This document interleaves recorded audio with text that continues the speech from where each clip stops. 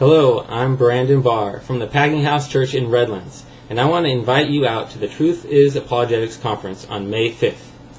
Joining me right now is Jim Wallace, one of the conference speakers. Jim was a cold case detective and a serious atheist until the age of 35. He's still a cold case detective, but now he runs a ministry that actually defends the Christian faith at pleaseconvinceme.com. Jim, I have a few questions for you. Your topic at the conference will be on trusting the gospel accounts, Matthew, Mark, Luke, and John. So, why would a Christian want to hear someone defend a part of the Bible? They already believe in it, right? Well, look, some of us believe things by accident. We happen to hold to the truth. We hold to the truth without even knowing why we believe it's true. We just get lucky. We happen to accept this because maybe our parents taught us this, or a good friend of ours brought us into the church, or there's a cute girl or a cute guy in the church, that's why we're here. Great. You happen to accidentally believe the truth.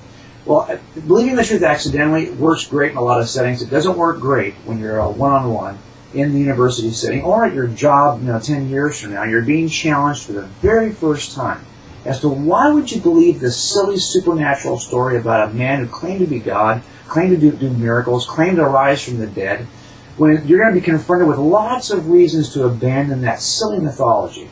And we want to be able to say, hey, you know what?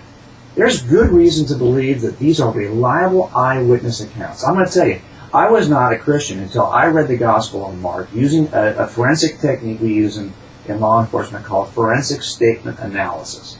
I used that when I first read the Gospel of Mark, and I became convinced that that Gospel was a reliable eyewitness account, but I had a problem.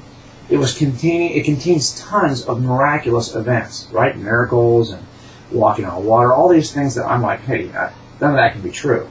So how do you get from a place where you understand how reliable an account is, but you learn to accept that the best inference from the evidence is that, in fact, not only is the account reliable, those miracles that occurred actually did occur.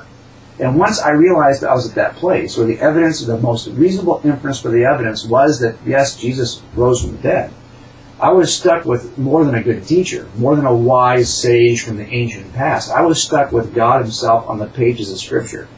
Now, that's life-changing. And we all know it's life-changing. And when you have that kind of confidence, you move from belief that something is true to belief in something that saves your life. And that's what we're trying to do, is give you confidence to be able to hold on and make a case through the universities, through the workplace, in our secular culture. And number two, to be transformed by that truth so you actually understand this difference between belief that and belief in. We're going to talk about that on May 5th.